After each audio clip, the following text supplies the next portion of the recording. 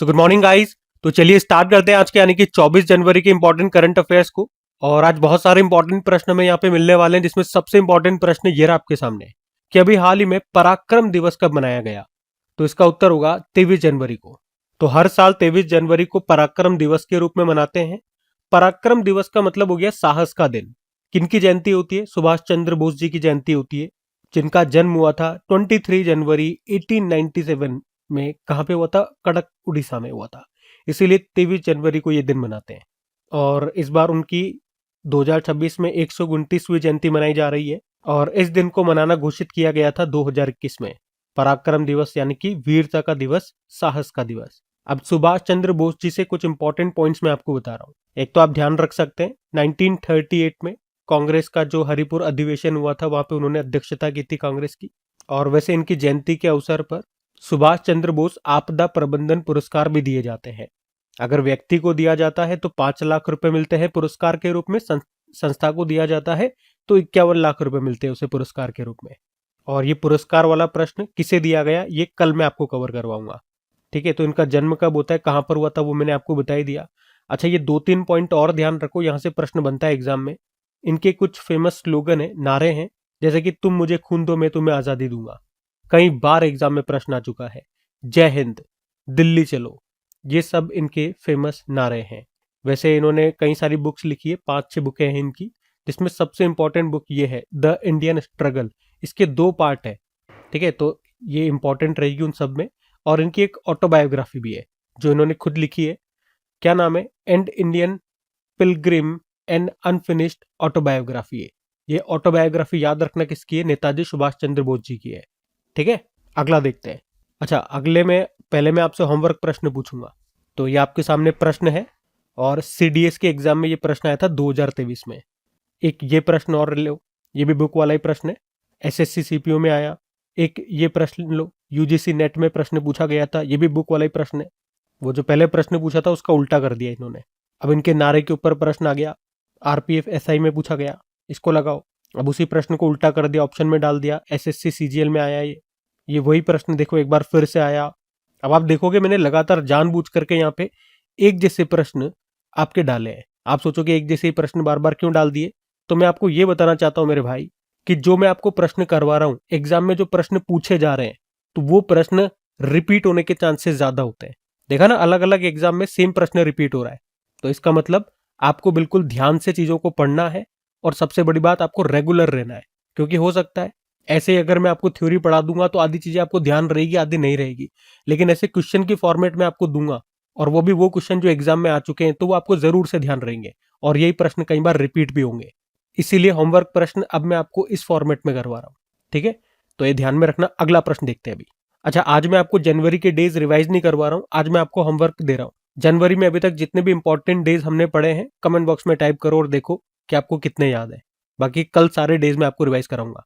अभी अगला प्रश्न देखते हैं। फिर अगले में पूछ रहे हैं, हाल ही में इन स्पेस ने भारत के पहले निजी पृथ्वी अवलोकन उपग्रह तारामंडल के लिए किसके साथ अभी समझौता किया? तो इसका सही उत्तर होगा पिक्सेल के साथ। अभी प्रश्न में आपको समझाता हूं, अच्छा प्रश्न मार्क करना है इसको। लेकिन उससे पहले आप बात करो इन स्पेस क्या है। तो इन स्पेस इसका मतलब होता है Indian national space promotion and authorisation centre. ये भारत सरकार के अंतरिक्ष विभाग के तहत एक नोडल एजेंसी है, जिसका काम क्या होता है? भारत के अंतरिक्ष क्षेत्र में प्राइवेट सेक्टर की भागीदारी को बढ़ावा देना, ये इसका काम है। इसका मुख्यालय आपको मिलेगा अहमदाबाद, गुजरात में। और जो दूसरी कंपनी है पिक्सेल, ये प्राइवेट स्पेस स्टार्टअप है। कहाँ का है? बंगलुरु का है। और अभी इन दोनों के बीच में ही एक समझौता हुआ, और इस समझौते के तहत, या समझौता क्या हुआ कि जो ये पिक्सेल कंपनी है, इसको 12 अर्थ ऑब्जर्वेटरी सैटेलाइट, यानी कि जिसे आप हिंदी में बोलोगे पृथ्वी अवलोकन उपग्रह, इनका ये 12 अर्थ ऑब्जर्वेटरी सैटेलाइट का एक ग्रुप, एक समूह, इसको अंतरिक्ष में स्थापित करना होगा। और ये जो 12 सैटेलाइट होंगे, इनका काम क्या होगा? ये लगातार दिन रात रात दिन धरती की तस्वीरें लेते रहेंगे, जिससे कृषि, शहरी विकास और आपदाओं की सटीक जानकारी मिल सकेगी। और ये सिस्टम पीपीपी मॉडल पर काम करेगा, जिसमें इन स्पेस तो सुविधा प्रदान करेगा, और ये जो प्राइवेट स्पेस कंपनी है पिक्सेल, ये इसका संचालन करेगी। तो इस तरह से हमने कहा कि ये भारत का पहला private earth observation satellite constellation होगा। अब सैटेलाइट कॉन्स्टिलेशन का क्या मतलब हो गया? उपग्रहों का तारामंडल, यानी कि ग्रुप ऑफ सैटेलाइट आप कह सकते हो। और इन्हें ये स्थापित करना होगा, 5 साल का समय दिया गया है, इसके लिए निवेश होगा 1200 करोड़ रुपए का। तो कितने सैटेलाइट स्थापित करने होंगे? डीप से आजकल प्रश्न बन रहे हैं। आपने सब कुछ याद कर लिया, लेकिन इसमें आपने ध्यान नहीं दिया कि कितने सैटेलाइट स्थापित करने थे, तो मामला गड़बड़ हो जाएगा। तो 12 सैटेलाइट स्थापित करने, ये जरूर ध्यान में रखना। 12 अर्थ ऑब्जर्वेटरी सैटेलाइट्स का ग्रुप बनाना है। और पिक्सल ये कहाँ की कंपनी है, कहाँ का स्पेस स्टार्टअप है? बंगलुरु का है। अच्छा, पिक्सल से एक प्रश्न मैं आपसे पूछता हूँ, बताओ पिक्सल का पहला फुल्ली कमर्शियल सैटेलाइट का नाम क्या है? और आपकी जानकारी के लिए बता दूं, ये प्रश्न एग्जाम में पूछा जा चुका है। तो इसका तो उत्तर मैं आपको दे रहा हूँ, शकुंतला, जिसे 2022 में स्पेस एक्स, जो कि एलन मस्क की कंपनी है, तो स्पेस एक्स के फॉल्कन 9 रॉकेट से लॉन्च किया गया था। चलो, इस प्रश्न का उत्तर तो आपने नहीं दिया होगा, मैंने दे दिया, कोई बात नहीं। अब ये लेटेस्ट प्रश्न एक और मैं आपसे पूछता हूँ, ये तो 2025 में ही हमने पढ़ा है, इसका उत्तर देने की कोशिश करो कि अभी भारतीय खगोलविदों ने, जो एस्ट्रोनॉमर्स होते हैं, उन्होंने एक नई स्पाइरल आकाश गंगा की खोज की थी। उसका नाम क्या रखा था? उसे खोदने के लिए अमेरिका के जेम्स वेब टेलीस्कोप का भी इस्तेमाल किया गया था। तो नाम पता है इसका? तो नाम ध्यान रखना, नाम इंपॉर्टेंट रहेगा।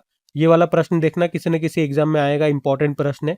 अभी तो मैं उत्तर बता रहा हूँ, अलकनंदा इसका नाम रखा था। नहीं याद है तो याद रखना, इंपॉर्टेंट प्रश्न बनेगा। अच्छा, इसी तरह से इसरो की कुछ और इंपॉर्टेंट लॉन्चिंग्स हुई थी, वो मैं आपको रिवाइज करवा देता हूँ। जैसे कि हमारा जो पहला सूर्य मिशन था, आदित्य L1, उसको हमने किससे लॉन्च किया था? PSLV C57 से। एक्सपोसेट को PSLV C58 से। इनसेट 3DS उपग्रह को GSLV F14 से। प्रोबा 3 मिशन, जो कि यूरोपियन स्पेस एजेंसी का था, उसको हमने PSLV C59 से लॉन्च किया था। स्पेडेक्स मिशन, स्पेडेक्स का मतलब होता है स्पेस डॉकिंग एक्सपेरिमेंट, ये इसरो का 99 नंबर का मिशन था, इसको हमने PSLV C60 से लॉन्च किया था। और जो हमारा सोवा मिशन था, जिसमें हमने NVS-02 उपग्रह को लॉन्च किया था, किससे? GSLV F15 से। और उसके बाद जो 101 नंबर का जो हमारा मिशन था, वो मिशन फेल हो गया था, उसमें हमने अर्थ ऑब्जर्वेटरी सैटेलाइट 09 को लॉन्च किया था, किससे? PSLV C61 से। अच्छा, आप मुझे बताओ, अभी कुछ दिन पहले ही हमने पढ़ा था, जो कि 2026 का पहला लॉन्चिंग था हमारा इसरो का, उसमें हमारा जो लॉन्चिंग है वो फेल हो गया था। तो कौन सा रॉकेट था और कितने सैटेलाइट्स को हमने लॉन्च किया था? इसका उत्तर दो आप लोग। बाकी निसार सैटेलाइट, जो कि नासा और इसरो ने मिलकर के तैयार किया था, जिसका फुल फॉर्म क्या होता है? NASA ISRO synthetic aperture radar, इसको श्रीहरिकोटा से लॉन्च किया था, किससे? GSLV F16 से। और ये दोनों भी इंपॉर्टेंट रहेंगे। दुनिया का सबसे बड़ा कमर्शियल कम्युनिकेशन सैटेलाइट, जिसका नाम है ब्लू बर्ड ब्लॉक 2, अमेरिका का है, इसको हमने लॉन्च किया था LVM-3 M6 से। और उसी तरह से हमारा खुद का भारत का सबसे भारी कम्युनिकेशन सैटेलाइट, जिसका नाम है CMS-03, या उसको GSAT-7R भी कहते हैं, इसको हमने LVM-3M5 से लॉन्च किया था। इसलिए ये मिलते जुलते प्रश्न है, तो मैंने साथ में लिख दिया, कोई कंफ्यूजन नहीं रहेगा, ध्यान में रखना। अगला प्रश्न देखते हैं। फिर अगले में पूछ रहे हैं, हाल ही में कौन सा देश भारत का दूसरा सबसे बड़ा LNG सप्लायर देश बन गया है? तो इसका सही उत्तर होगा यूनाइटेड अरब अमीरात। आपको याद होगा, अभी यूनाइटेड अरब अमीरात के जो प्रेसिडेंट हैं, क्या नाम है? शेख मोहम्मद बिन जायद अल नयान। ये भी भारत के दौरे पर आए थे, भारत यात्रा पे आए थे। और इसी यात्रा के दौरान भारत और UAE के बीच एक समझौता हुआ, जिसमें यह कहा गया कि यूनाइटेड अरब अमीरात ये भारत को हर साल 0.5 मिलियन मेट्रिक टन LNG की आपूर्ति करेगा, सप्लाई करेगा, जिससे कतर के बाद यूनाइटेड अरब अमीरात भारत का दूसरा सबसे बड़ा LNG आपूर्तिकर्ता सप्लायर बन जाएगा। इससे पहले आपको बता दूं, 2023 में अमेरिका UAE को पछाड़ करके भारत का दूसरा सबसे बड़ा LNG आपूर्तिकर्ता बन गया था, सप्लायर बन गया था। लेकिन अब एक बार फिर से यूनाइटेड अरब अमीरात दूसरे स्थान पे आ गया हमें LNG सप्लाई करने के मामले में, लेकिन अभी भी पहले स्थान पे कतर बना हुआ है। पहला स्थान किसका है, ये भी मैंने आपको बता दिया, जो हमें सबसे ज्यादा LNG सप्लाई कर रहा है। अच्छा, LNG कर रहे हैं हम बार बार, ये LNG क्या है? ये LNG का फुल फॉर्म याद रखना मेरे भाई, एग्जाम में आ चुका है। लिक्विफाइड नेचुरल गैस, जिसमें सबसे ज्यादा 90 to 95% आपकी मीथेन होती है। अच्छा, इसी से संबंधित 3-4 प्रश्न मैं आपको करा रहा हूँ। ये मोस्ट इंपॉर्टेंट प्रश्न है, ये हर किसी को नहीं आएंगे, लेकिन अब आपको आने चाहिए, क्योंकि क्रैक एग्जाम चैनल पे मैं आपको पढ़ा रहा हूँ। लेकिन ध्यान से सुनना क्या प्रश्न है, कि भारत का पहला स्मॉल स्केल यानी कि लघु स्तरीय एलएनजी यूनिट ये कहां पर स्थापित किया गया था? मध्य प्रदेश के विजयपुर में, जो गेल का कैंपस है वहां पर। और यहाँ पे लगभग 36 टन एलएनजी डेली बनता है। और अगर पूछे कि भारत की पहली एलएनजी संचालित बस कहां पर लॉन्च की गई थी? केरल के तिरुवनंतपुरम में। अगर पूछे भारत का पहला एलएनजी टर्मिनल कहां पर है, और ये प्रश्न तो एग्जाम में भी आ चुका है, तो आंसर होगा गुजरात के दाहेज में। और इसी तरह का एक मिलता जुलता प्रश्न है जिसमें आप डेफिनेटली कंफ्यूज हो गए अगर एग्जाम में आ गया तो। इसमें पूछा जा रहा है भारत का पहला फ्लोटिंग एलएनजी टर्मिनल ये कौन सा है? फ्लोटिंग मतलब तैरता हुआ, तो आंसर होगा जयगढ़ टर्मिनल। और ये कहां पर है? महाराष्ट्र के रत्नागिरी जिले में। फ्लोटिंग मतलब हो गया ये जो टर्मिनल है ये जहाज के ऊपर है, जमीन पे नहीं है। और जो ऊपर वाला हमने पढ़ा गुजरात वाला, वो जमीन पर है जहां पे हम एलएनजी को स्टोर करते हैं। ठीक है, तो एलएनजी से ही संबंधित ये 2-3 प्रश्न मैंने आपको बताए हैं, ये इंपॉर्टेंट प्रश्न है। शायद इससे पहले आपने कहीं पढ़े भी नहीं होंगे। इसमें से 1-2 प्रश्न तो एग्जाम में डायरेक्ट पूछे भी जा चुके हैं। अब यहाँ पे बात यूएई की हो रही है, तो ये रहा मैं अपने यूनाइटेड अरब अमीरात। कैपिटल आबू धाबी हो गई है, करेंसी है दिरहम, प्रेसिडेंट है मोहम्मद बिन जायद अल नयान। अच्छा मुझे आप बताओ, अभी जैसे ये भारत की यात्रा पर आए थे, अभी कुछ दिन पहले जर्मनी के चांसलर भी भारत की यात्रा पर आए थे। उन चांसलर का नाम क्या है? जर्मनी के चांसलर का नाम पूछ रहा हूं मैं आपसे, ये आपको बताना है। ये आपका एक और होमवर्क प्रश्न हो गया। और यहाँ के यूएई के प्रधानमंत्री कौन है? शेख मोहम्मद बिन रशीद अल मखतूम इनका नाम है। कुछ और प्रश्न देख लें यूएई से क्या बनते हैं। जैसे कि वर्ल्ड पुलिस समिट 2025 दुबई में हुआ था। वर्ल्ड टूरिज्म ऑर्गेनाइजेशन की पहली महिला सेक्रेटरी जनरल जो बनी है वो शेख नासिर अल नोवेसी बनी है, जो यूएई से है। मशरेक गुजरात में स्थित गिफ्ट सिटी में प्रवेश करने वाला किस देश का पहला बैंक बना? तो यूएई का। 17वां नंबर का पुरुष एशिया क्रिकेट कप 2025 हुआ था यूएई में। वन फ्रीजॉन पासपोर्ट लॉन्च किया था दुबई ने। किस अंतरराष्ट्रीय हवाई अड्डे ने दुबई का पहला एआई संचालित इमिग्रेशन कॉरिडोर लॉन्च किया? दुबई ने। यूएई में भारत के राजदूत बने थे डॉक्टर दीपक मित्तल। शिक्षा मंत्री जी ने, जो हमारे हैं धर्मेंद्र प्रधान, इन्होंने किस देश में पहला विदेशी अटल नवाचार केंद्र शुरू किया था? यूएई में। वहां पे जो अबू धाबी में हमारा आईआईटी दिल्ली का कैंपस है वहां पर। ग्लोबल एआई शो 2025 हुआ था अबू धाबी यूएई में। और दूसरा डेजर्ट साइक्लोन अभ्यास ये 2025 में हुआ था भारत और यूएई के बीच में, अबू धाबी यूएई में। ठीक है, तो ये सब ध्यान में रखना। अगला प्रश्न देखते हैं।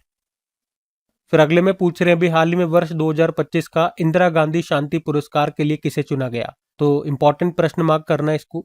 उत्तर होगा ग्रामा माचेल को।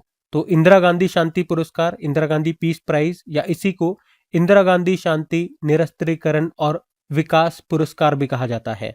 तो 2025 का ये जो प्रतिष्ठित इंदिरा गांधी शांति पुरस्कार है, इसके लिए चुना गया है ग्रासा माशेल को। अब ये ग्रासा माशेल कौन है, कहां से बिलोंग करती है? तो ये मोजाम्बिक देश की एक मानवाधिकार कार्यकर्ता है। किस देश की है ये जरूर याद रखना, मोजाम्बिक देश की। और इन्हें ये अभी इस पुरस्कार के लिए चुना गया। इन्हें क्यों? तो उन्हें बच्चों और महिलाओं के अधिकारों, शिक्षा और सामाजिक विकास के लिए उनके लंबे समय के समर्पण व योगदान के लिए उन्हें इस सम्मान के लिए चुना गया है। आपको बता दूं, वे मोजाम्बिक देश की स्वतंत्रता के बाद पहली वहां की महिला शिक्षा मंत्री थी और नेल्सन मंडेला की पत्नी भी वो रह चुकी है। ठीक है, ये तो हमने इनके बारे में बात कर ली, ग्रामा माचेल की। अब इस पुरस्कार की बात कर लें, इंदिरा गांधी शांति पुरस्कार। ये 1986 से हर साल दिया जा रहा है। और किन्हें दिया जाता है? ये उन लोगों को या संस्थाओं को दिया जाता है जो दुनिया में शांति बनाए रखने, हथियारों की होड़ कम करने या मानवता के विकास के लिए काम करते हैं, उनको दिया जाता है। पुरस्कार राशि कितनी दी जाती है? 25 लाख रुपए दी जाती है। और कौन देता है ये सम्मान? इंदिरा गांधी मेमोरियल ट्रस्ट के द्वारा दिया जाता है। और यूं भी कह सकते हैं कि भारत की जो पूर्व प्रधानमंत्री थी उन्हीं को समर्पित है, उन्हीं की याद में ये सम्मान स्थापित किया गया था। 1986 से दिया जा रहा है। लास्ट ईयर वाला भी मैं आपको बता दूं, 2024 वाला, क्योंकि अभी तो ये 2025 वाला दिया जा रहा है 2026 में। लेकिन एग्जाम में थोड़ा पुराना भी पूछ सकता है, पिछला वाला भी पूछ सकता है, 2024 वाला भी ध्यान रख लो आप। तो मिशेल बाचेलेट को दिया गया था, जो कि चिली देश की पूर्व प्रेसिडेंट थी। और विजेता का चुनाव कौन करता है? एक समिति बनाई जाती है, शिव शंकर मेनन समिति, वो विजेता का चुनाव करती है। ठीक है, अब कुछ और इंपॉर्टेंट अवार्ड्स मैं आपको करवाऊंगा, आ जाओ। अच्छा, ये एक और होमवर्क प्रश्न लो यहाँ पे आपका, एसएससी जेई में पूछा गया था 2021 में। आराम से देखो, ये जो होमवर्क प्रश्न है ना, मैं आपको दिखा करके आगे बढ़ जाता हूँ।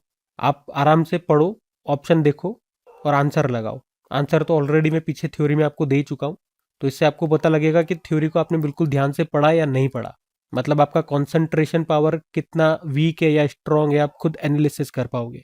आराम से वीडियो को पॉज कर लो और इनको सॉल्व करो। हम अवार्ड्स रिवाइज करते हैं अभी। जैसे कि देखो, ग्लोबल ह्यूमैनिटेरियन अवार्ड पाने वाले पहले एशियाई अभी कौन बन गए? अनंत अंबानी, वंतारा के जो संस्थापक है। PETA India 2025 person of the year चुना गया रवीना टंडन को। पहले फीफा शांति पुरस्कार से सम्मानित किया गया अमेरिकी राष्ट्रपति डोनाल्ड ट्रंप को।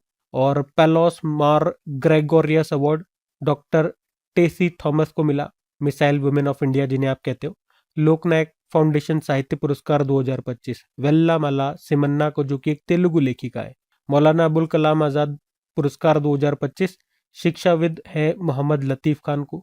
और 2025 का टर्नर पुरस्कार दिया गया एन्नेना कालू को, स्कॉटलैंड से हैं। एक तरह का आर्ट अवार्ड है। भारत का सर्वोच्च विज्ञान पुरस्कार विज्ञान रत्न अभी दिया गया था ये जयंत विष्णु नार्लिकर को, और इनका नाम इसलिए भी इंपॉर्टेंट रहेगा क्योंकि इसी साल इनका निधन भी हो गया। अमेरिकी राष्ट्रपति डोनाल्ड ट्रंप को अभी इसराइल का सर्वोच्च सम्मान भी मिला, इसराइल शांति पुरस्कार कहते हैं उसको। विश्व खाद्य पुरस्कार 2025 मारियांगेला हंगरिया को मिला, ब्राजील से है। संयुक्त राष्ट्र जनसंख्या पुरस्कार 2025 वर्षा देश पांडे को, महाराष्ट्र से हैं। और Kenton R Miller award IUCN के द्वारा दिया जाता है, सोनाली घोष को मिला, जो कि यह अवार्ड पाने वाली भारत की पहली महिला बन गई है। तो ये सारे प्रश्न इंपॉर्टेंट रहेंगे, ध्यान में रखना। अगला प्रश्न देखते हैं। फिर अगले में पूछ रहे, हाल ही में सिंगापुर की ट्री लेडी के नाम से मशहूर पर्यावरणविद का निधन हो गया। नाम बताओ, उनका नाम क्या है? तो आंसर होगा कीर्तिदा मेकानी। तो कीर्तिदा मेकानी सिंगापुर की एक फेमस पर्यावरणविद एनवायरमेंटलिस्ट थी, और जिन्हें ट्री लेडी के नाम से भी जाना जाता था। और आपको बता दूं, उनका जन्म तो भारत में हुआ था। भारत में भी कहाँ? कर्नाटक राज्य में हुआ था। बाद में फिर वो शादी करके सिंगापुर सेट हो गई थी, सिंगापुर चली गई। लेकिन अभी 66 वर्ष की आयु में निधन हो गया उनका। और उनके बारे में दो तीन बातें आपको बता दूं, जैसे कि 1993 में वे सिंगापुर पर्यावरण परिषद की पहली कार्यकारी निदेशक बनी थी, और पर्यावरण के प्रति उनके आजीवन समर्पण के लिए उन्हें 2015 में सिंगापुर के राष्ट्रपति का पर्यावरण पुरस्कार मिला। और 2024 में पर्यावरण की चैंपियन के रूप में सिंगापुर महिला हॉल ऑफ फेम में उन्हें शामिल किया गया था। तो सिंगापुर की ट्री लेडी के नाम से मशहूर थी ये। इनका जन्म भारत में हुआ था, इसलिए हमारे लिए इंपॉर्टेंट प्रश्न रह सकता है ये एग्जाम पॉइंट ऑफ व्यू से, कीर्तिदा मेकानी। लेकिन पर्यावरण विद की बात करें, एक एनवायरमेंटलिस्ट के हिसाब से बात करें, तो एक इंपॉर्टेंट हमारे व्यक्ति थे। कौन? अभी मैं आपको बताता हूं उनके बारे में। पहले कुछ और भी इंपॉर्टेंट जो व्यक्ति जिनका हाल ही में निधन हुआ वो भी हम देख लेते हैं। देखो सारे, देखो तो अभी हमारे भारतीय मूर्तिकार थे, प्रसिद्ध मूर्तिकार रामवी सुतार, उनका निधन हो गया 100 वर्ष की आयु में, जिन्हें पद्मश्री 1999 में मिला, पद्म भूषण 2016 में, महाराष्ट्र का सर्वोच्च नागरिक पुरस्कार महाराष्ट्र भूषण मिला। उसके अलावा मेहर कास्टेलिनो, ये 1964 में भारत की पहली मिस इंडिया का खिताब इन्होंने जीता था, मुंबई से थी, निधन हो गया। विनोद कुमार शुक्ल हिंदी साहित्यकार थे, अभी 2024 का 59 नंबर का ज्ञानपीठ पुरस्कार इनको दिया गया था हिंदी भाषा में। छत्तीसगढ़ के थे ये, छत्तीसगढ़ से बिलोंग करते थे। अभी बिहार एसआई के एग्जाम में ये प्रश्न आया भी था। और आपको याद हो तो अभी 2025 के जितने भी इंपॉर्टेंट अवार्ड्स थे वो एक अलग से वीडियो मैंने आपको बना करके दिया था, तो वो वीडियो में जा करके देख लेना। मैंने इस प्रश्न के लिए मोस्ट इंपॉर्टेंट लगा दिया था, मैंने कहा था लिख लो बेटा, लिख लो, ले बेटा, कि मेरे एग्जाम में ये प्रश्न आएगा।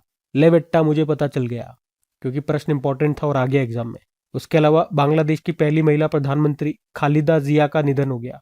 ये पर्यावरणविद जिनकी हम मैं बात कर रहा था, ये पर्यावरणविद हमारे लिए जो एनवायरमेंटलिस्ट थे, माधव गॉडगिल, ये नाम भी इंपॉर्टेंट है, ये भी लिख लो, आएगा आपके एग्जाम में। महाराष्ट्र से थे। इनकी ऑटोबायोग्राफी याद रखना, a walk up the hill, Padma Bhushan 2006 में मिला था। 2024 में संयुक्त राष्ट्र का champions of the earth award इनको मिला था। ठीक है, तो ये सारे पॉइंट्स मैंने जो इंपॉर्टेंट थे यहाँ पे लिख दिए। अच्छा, जो स्टूडेंट्स पीडीएफ के बारे में पूछते हैं तो उनको बता दूं, पीडीएफ अपनी क्रेक एग्जाम एप्लीकेशन पे मिलती है। इनकी प्रैक्टिस के लिए क्विज भी मैं बना करके देता हूँ। क्विज आप लगाएं आराम से, फ्री होता है सब कुछ। पीडीएफ आपको वहां मिल जाएगी, क्विज मिल जाएगी, प्रैक्टिस करें। बहुत सारे स्टूडेंट्स पूछते हैं कमेंट में पीडीएफ कहाँ मिलेगी, पीडीएफ कहाँ मिलेगी। अब मैं उनको जवाब ही नहीं देता हूँ, क्योंकि डेली जब मैं आपको वीडियो में बोल रहा हूँ कि पीडीएफ और क्विज आपको अपनी क्रेक एग्जाम एप्लीकेशन पे मिल जाएगी, उसके बाद भी वो कमेंट करके पूछते हैं, इसका मतलब क्या हो गया? वो वीडियो देख ही नहीं रहे। वीडियो देखें अगर ध्यान से तो बोल तो रहा हूं मैं, फिर उनको क्या अलग से जवाब दूं। बाकी देखो, एक ये नाम भी ध्यान रखना, पूर्व वर्ल्ड बिलियर्ड्स चैंपियन थे मनोज कोठारी, इनका भी अभी निधन हो गया। ठीक है, तो ये सब ध्यान में रखना। अगला प्रश्न देखते हैं। फिर अगले में पूछ रहे हैं, हाल ही में 27 जनवरी से 20 फरवरी 2026 तक भारत रंग महोत्सव का आयोजन ये किस संस्था के द्वारा किया जाएगा? तो इंपॉर्टेंट प्रश्न मार्क करना है इसको। ये प्रश्न आपका एग्जाम में आ चुका है, अभी बताऊंगा मैं आपको। तो इसका तो उत्तर क्या होगा, पहले देखो, national school of drama.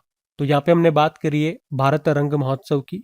Important क्यों है? क्योंकि विश्व का सबसे बड़ा अंतरराष्ट्रीय थिएटर महोत्सव है। 2026 में एडिशन याद रखना, एडिशन से भी प्रश्न आ जाते हैं। 25वां एडिशन का आयोजन होगा। आयोजन कौन करता है? National school of drama. इस बार ये 27 जनवरी से लेके 20 फरवरी 2026 तक चलेगा।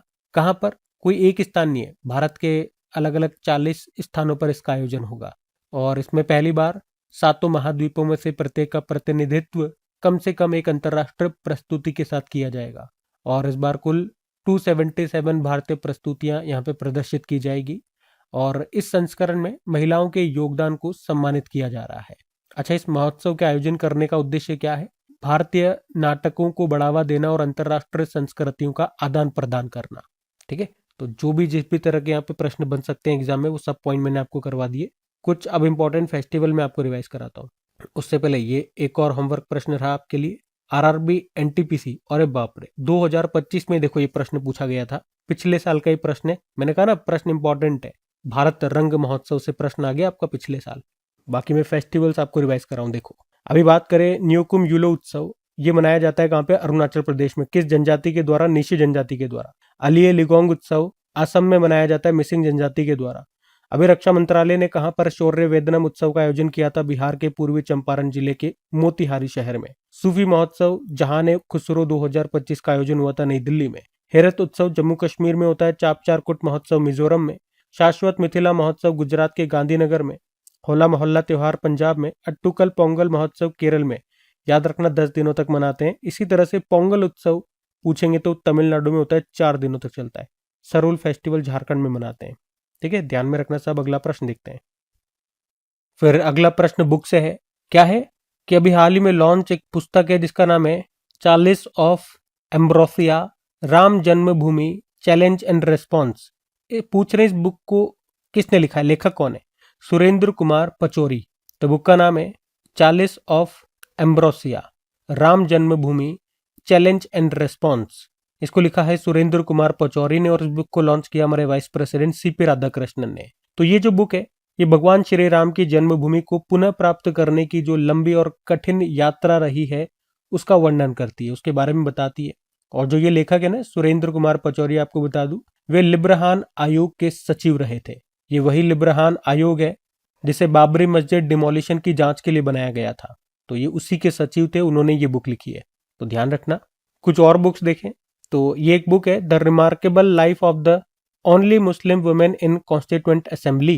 ये ऑटोबायोग्राफी एक्चुअली में बेगम कुदसिया रसूल की। और वे कौन थी? याद रखना, वे भारत का संविधान का मसौदा तैयार करने वाली संविधान सभा की एकमात्र मुस्लिम महिला सदस्य थी। तो ये भी एक स्टैटिक प्रश्न हो गया आपका। एक बुक है Bharat that is India, Abhijit Jog ने लिखा। और फिर एक बुक आई थी the 11th hour quintet of stories को सलमान रुश्दी ने लिखा। Kashmir in the line of fire Ranjan Mahajan ने। व्हेन इट ऑल बिगन को राकेश मारिया। सनातन संस्कृति की अटल दृष्टि, अटल जी के ऊपर ये बुक है। इसको लिखा था वासुदेव देवनानी ने, जो कि राजस्थान विधानसभा के अध्यक्ष हैं। लॉन्च किया था वाइस प्रेसिडेंट ने। द ग्रेट सैंक्शन हैक, इसको हमारे आरबीआई के पूर्व गवर्नर उर्जित पटेल ने लिखा। मोदी युग में भारत का आर्थिक सशक्तिकरण को सिकंदर कुमार ने। My idea of nation first, इसको लिखा उदय माहुरकर ने। लॉन्च किया था हमारे सड़क मंत्री नितिन गडकरी ने। महामना वांग्मय, ये बुक पंडित मदन मोहन मालवीय के लेखनों का, उनके भाषणों का कलेक्शन है। और इसका ये भी 2nd एडिशन आया था जिसको लॉन्च किया था वाइस प्रेसिडेंट सीपी राधाकृष्णन ने। और एक बुक आई थी in service of the nation reflection of bureaucrat, इसको लिखा प्रताप सिंह ने।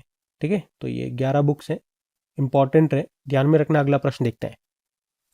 फिर अगले में पूछ रहे हैं, हाल ही में तेलंगाना ने भारत की पहली net zero greenfield smart city के लिए किसके साथ समझौता किया? तो आंसर होगा यूनाइटेड अरब अमीरात। तो तेलंगाना ये यूनाइटेड अरब अमीरात के साथ मिलकर के भारत फ्यूचर सिटी का निर्माण कर रहा है, जो भारत का पहला net zero greenfield smart city होगा। देखो नेट जीरो का मतलब तो आप समझते हो, मतलब जितना कार्बन उत्सर्जन होगा उतना ही अवशोषित करना है, एब्जॉर्ब करना है, तो नेट जीरो हो गया। और ग्रीन फील्ड मतलब क्या हो गया, ग्रीन फील्ड स्मार्ट सिटी का मतलब हो गया ये मौजूदा शहर का नवीनीकरण नहीं कर रहे हैं, उसकी जगह एक नया शहर बना रहे हैं, नया स्मार्ट सिटी बना रहे हैं। 30,000 एकड़ की भूमि पर इसको बनाया जा रहा है, बिल्कुल नए सिरे से, जीरो से। और इस नई ग्रीनफील्ड स्मार्ट सिटी में 100% रिन्यूएबल एनर्जी का इस्तेमाल होगा, इंफ्रास्ट्रक्चर बिल्कुल स्मार्ट होगा, टेक्नोलॉजी का इस्तेमाल होगा इसमें। और वैसे तेलंगाना का लक्ष्य आप जानते ही हो, 2047 तक $3 ट्रिलियन की अर्थव्यवस्था बनना है। अच्छा, एक पॉइंट आपको नोट कराना चाहूंगा, अगर आपसे पूछ ले देश का पहला ग्रीनफील्ड स्मार्ट सिटी कौन सा है, तो आंसर करना अटल नगर छत्तीसगढ़ में है। लेकिन यहाँ पे जो हम बात कर रहे हैं उसको बात कर रहे हैं net zero greenfield smart city की। तो फिर आपका आंसर हो जाएगा भारत फ्यूचर सिटी, कहाँ पर, तेलंगाना में। ठीक है, ये छोटा सा अंतर है, इसको जरूर ध्यान में रखना, इसीलिए मैंने आपको बता दिया, अब ध्यान रहेगा। चलो एक प्रश्न और पूछूंगा आपसे, आप मुझे बताएंगे, इसका उत्तर आप ही लोग को करना है कि भारत का नेट जीरो कार्बन एमिशन का, कार्बन उत्सर्जन का लक्ष्य क्या है, बताओ। बड़ा सिंपल प्रश्न पूछा मैंने आपसे। बाकी यहाँ पे तेलंगाना की बात हो रही है, तेलंगाना एक बार ले चलता हूँ मैं आपको। यूएई तो हमने पढ़ लिया आज, तो ये रहा मैप में तेलंगाना। अच्छा, अब यहाँ से आपको मैं तेलंगाना ले चलता हूँ, तेलंगाना हम देख लेते हैं क्योंकि यूएई तो हमने पढ़ लिया। उससे पहले ये देखो, एक और होमवर्क प्रश्न आपके लिए आ गया भैया, आरआरबी में पूछा गया था प्रश्न, बताओ क्या होगा इसका उत्तर। बाकी हम तेलंगाना चलते हैं, ये रहा मैप में तेलंगाना। कैपिटल हैदराबाद है, हैदराबाद मूसी नदी के किनारे, आपको पता है। मुख्यमंत्री रेवंत रेड्डी है, गवर्नर है जिष्णु देव वर्मा। यहाँ का राजकीय पक्षी भारतीय रोलर है, पशु है जिंका, हिरण। वृक्ष है जम्मी चेट्टू, पुष्प है तांगेदू, और यहाँ का राजकीय उत्सव है सदर सम्मेलन। ठीक है, अगला प्रश्न देखते हैं अभी। फिर अगले में पूछ रहे हैं, हाल ही में नुम्बियो सेफ्टी इंडेक्स 2026 में किस शहर को शीर्ष स्थान मिला है, टॉप पर कौन है मतलब, तो आंसर होगा किंगदाओ, ये चाइना का शहर है। तो कौन सा इंडेक्स है, नुम्बियो सेफ्टी इंडेक्स 2026। तो ये इंडेक्स बताता क्या है, तो ये इंडेक्स हर साल शहरों और देशों में सुरक्षा की धारणा और अपराध स्तर को मापता है, और फिर उसके बाद रैंकिंग देता है। मतलब ये बताता है सबसे सुरक्षित, सबसे सेफ सिटी कौन सा है, सबसे सेफ कंट्री कौन सा है, इस तरह से। तो सबसे सेफ सिटी की अगर बात करें, सबसे सुरक्षित शहर की बात करें दुनिया में, तो इसके अनुसार है किंगदाओ शहर, जो चाइना का है। आप देख सकते हैं दूसरे स्थान पे अबू धाबी है, और तीसरे पे दोहा है कतर का।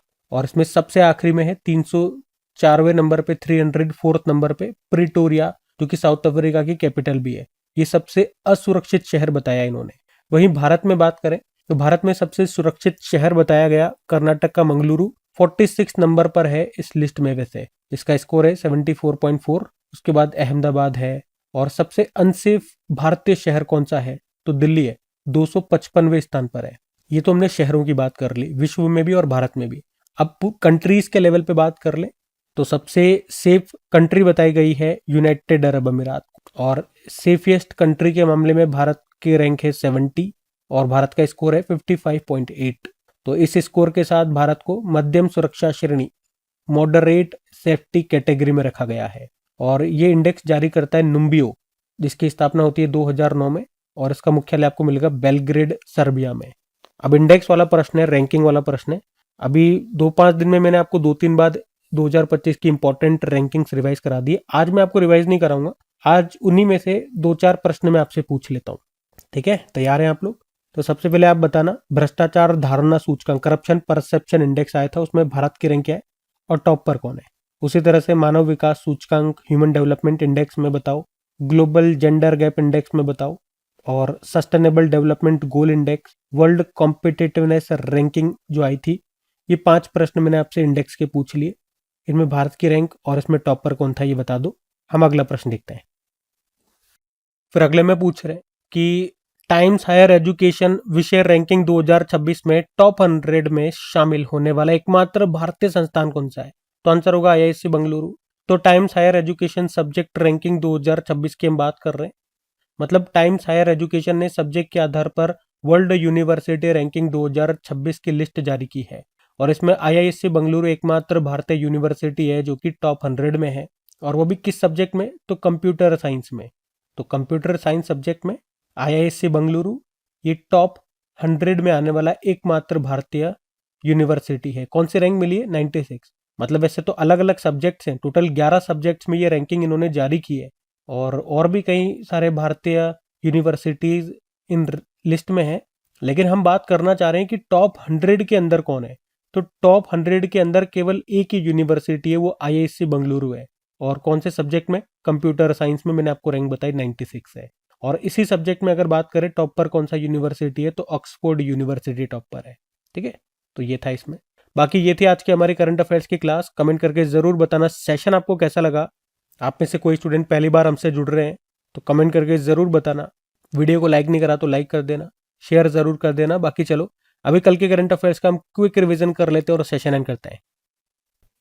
तो कल पहला प्रश्न पूछा था, सुनीता विलियम्स 27 सालों की सेवा के बाद अभी नासा से रिटायर्ड हो गई, उनके पास अंतरिक्ष में कितने दिन रहने का रिकॉर्ड है? 608। और आदिवासी त्योहार समक्का सरलम्मा जतारा का आयोजन ये कहां पर किया जाता है? तेलंगाना। उत्तर प्रदेश का पहला ऐसा शहर कौन सा बन गया है जहां ताजा कचरे का डंपिंग स्थल शून्य हो गया? लखनऊ। और केंद्रीय मंत्रिमंडल ने अटल पेंशन योजना को किस वर्ष तक जारी रखने की मंजूरी दे दी? 2030-31। और किसे भारतीय महिला फुटबॉल टीम का भी मुख्य कोच चुना गया? एमिलिया वालवर्दे। धारीदार टाइगर तितली को किसने राज्य तितली घोषित किया? चंडीगढ़। NDRF ने अपना कौन सा स्थापना दिवस मनाया? अभी 21वां मनाया। और किस राज्य सरकार ने सेमोजी इलक्किया विरुदु शास्त्रीय भाषा साहित्य पुरस्कार नामक वार्षिक साहित्य पुरस्कार की घोषणा की? तमिलनाडु। मेघालय, त्रिपुरा और मणिपुर का राज्य स्थापना दिवस कब मनाया गया? 21 जनवरी। और आखिरी प्रश्न था, 86वां अखिल भारतीय पीठासीन अधिकारी सम्मेलन 2026 कहाँ पर आयोजित किया गया? लखनऊ। बाकी चलो कल का भी होमवर्क प्रश्न देख लेते हैं और सेशन एंड करते हैं। तो कल आपसे पूछा था, US open tennis grand slam 2025 में पुरुष एकल का खिताब जीता कार्लोस अल्कारोज। आंसर होगा। आप सभी ने प्रश्न का बिल्कुल सही उत्तर दिया। अब ये आज का आपका होमवर्क प्रश्न।